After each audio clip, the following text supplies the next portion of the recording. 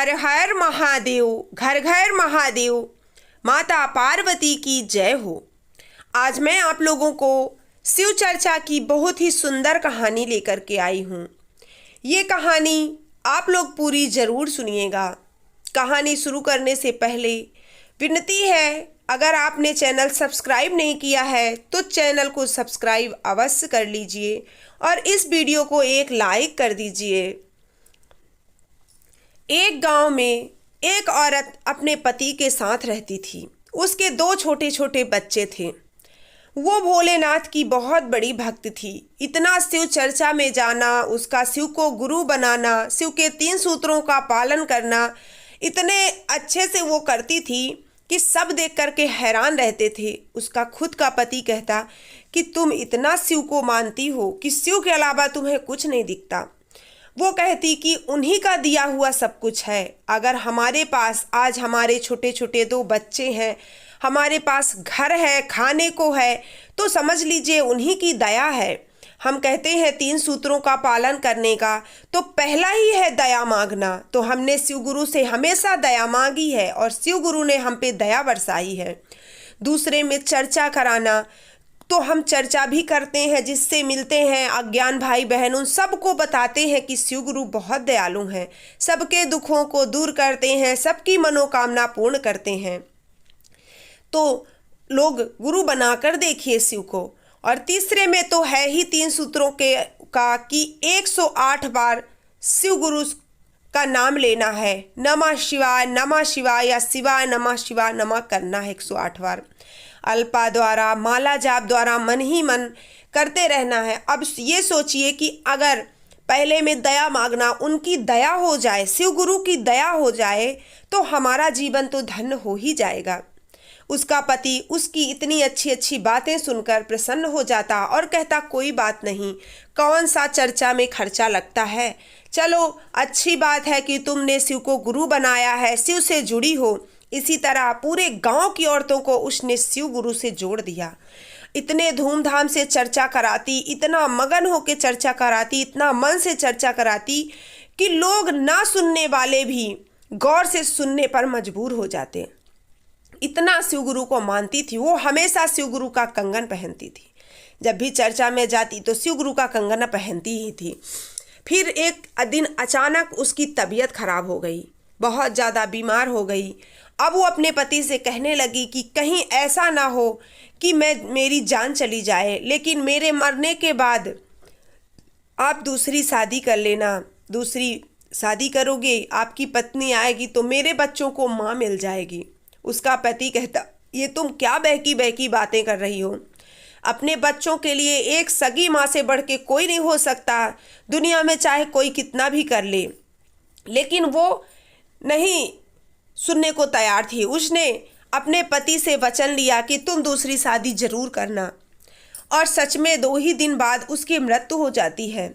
लेकिन उसने अपने पति से एक चीज़ और कही थी कि अगर मेरी मृत्यु हो जाए, मुझे लेकर जाना, मेरा दाह संस्कार करना, तो सब कुछ तो ठीक है, पर मेरे हाथ का ये जो कंगन है ना, ये उतार देना। ये शिव गुरु के नाम का कंगना है, इसको उतार कर कहीं पर भी रख देना अच्छी जगह में। फिर 2 दिन बाद जब उसकी मृत्यु हो जाती है, उसके दाह संस्कार के लिए उसको ले जाया जाने लगा। तभी उसके पति को याद आया कि उसने तो कंगना पहना हुआ है। उसके पति ने उसका कंगन उतारा और अपने घर के बाहर ही एक पेड़ था, उसी में टांग दिया। नीम का पेड़ था, उसमें टांग दिया। और काफ़ी दिन बीत गए, उसने विवाह नहीं किया। लेकिन सब ने बहुत जोर जबरदस्ती करी कि अभी बच्चे छोटे छोटे हैं, विवाह कर लोगे तो कोई तो आ जाएगा उनको खाना पानी देने के लिए। मजबूरी में आकर उन्होंने शादी के लिए हाँ कर दी।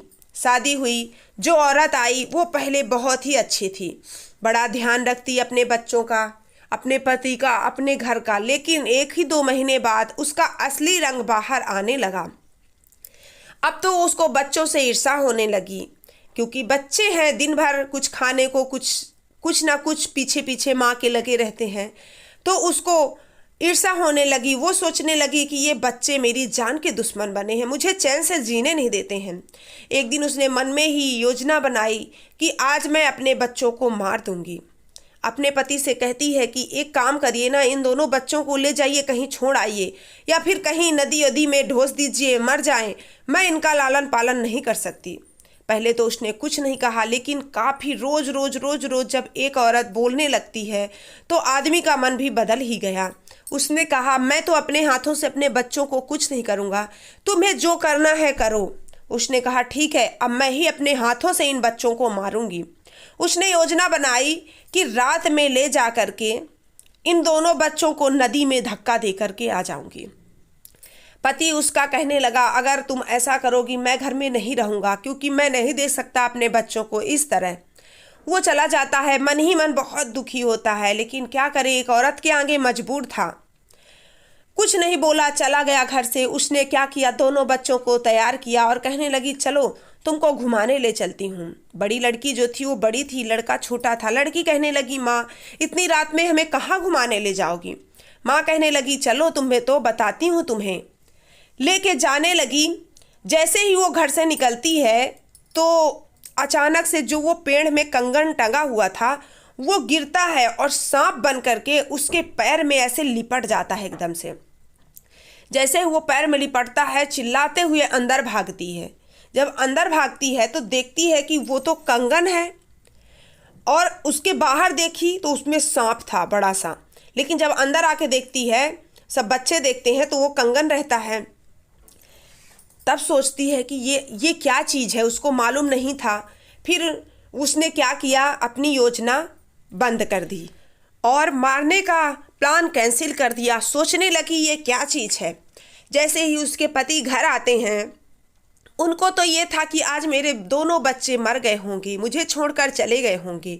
मन ही मन बहुत दुखी था। रोते हुए घर पहुंचा तो दोनों बच्चों को खेलता देख हैरान से अपनी पत्नी से पूछने लगा कि क्या तुम मेरे बच्चों को नहीं मारोगी ना। वो कहती है कि पता नहीं क्या है ये चीज़, देखो जरा। जब वो देखता है तो कहता है, ये तो मेरी पहली वाली पत्नी का कंगन है, जो वो शिव गुरु के नाम का कंगना पहनती थी, ये वही है, तुम्हें कहाँ से मिला। सारी बात वो बताने लगी कि मैं जा रही थी इन दोनों को धक्का देने नदी में, ये मेरे पैर में सर्फ बनकर लपट गया था, अभी देखती हूँ तो ये कंगन है, ये क्या है। तब उसका पति कहने लगा, ये शिव गुरु हैं। इन बच्चों की माँ शिव गुरु को बहुत मानती थी। हो सकता है शिव गुरु स्वयं नहीं चाहते कि ये बच्चों की मौत हो, और वो तुम्हें एहसास दिलाना चाहते हैं कि तुम बहुत बड़ी गलती कर रही हो। इसीलिए उन्होंने तुम्हें नुकसान नहीं पहुंचाया, बस तुम्हारी गलती का एहसास कराया है। अब अगर तुम्हारी आंखें खुल गई हो तो इन दोनों बच्चों को लाड़ प्यार करो। अगर नहीं कर सकती हो तो तुम मुझे भी छोड़कर जा सकती हो, क्योंकि जब स्वयं शिव गुरु हमारे साथ है तो हमें किसी की ज़रूरत नहीं है। उसको तब याद आया अपने गलती का कि हाँ, मैं बहुत बड़ी गलती कर रही थी। किसी की मृत्यु करना बहुत बड़ी गलती है, बहुत ही बड़ी। माँ तो माँ होती है, कैसी भी हो। बच्चे भगवान का रूप होते हैं, बच्चों का लालन पालन करना बहुत बड़ी बात है। तब वो अपने पति के पैरों में गिर जाती है और कहती है, मुझसे बहुत बड़ी गलती होने जा रही थी। अगर आज ये कंगना मेरे पैर में ना फंसता तो हो सकता था आज मैं बहुत बड़ा पाप कर देती। हे शिव गुरु, आपने मुझे पाप करने से बचा लिया। आज से ये कंगन मेरे हाथ में रहेगा और मैं शिव को गुरु बनाऊंगी, और जैसे जैसे इन बच्चों की माँ करती थी वैसा करने की कोशिश जरूर करूंगी, और इन बच्चों को अपने बच्चों से बढ़ के प्यार दूंगी। इतना प्यार दूंगी कि इनको अपनी माँ की कमी कभी नहीं खलेगी। ये बच्चे मुझे ही माँ समझेंगे। बच्चे तो सच में प्यार की भाषा ही जानते हैं। बच्चों को थोड़ा प्यार चाहिए, वो सारा प्यार आप पे लुटा देंगे। फिर उस दिन से वो अपने बच्चों का बहुत ही अच्छे से ख्याल रखने लगी, और अपने पति का भी, अपने घर का भी। तो ये सब शिव गुरु की कृपा से ही हुआ है। शिव गुरु का इतना सुमिरन करना उस माँ को बहुत ही अच्छा था कि उनके बच्चे दोनों बच गए। हे शिव गुरु, आपने जैसे ही उन बच्चों की जान बचाई, वैसे ही इस दुनिया में जो भी दुखी हैं उन सबके दुखों को दूर करिए।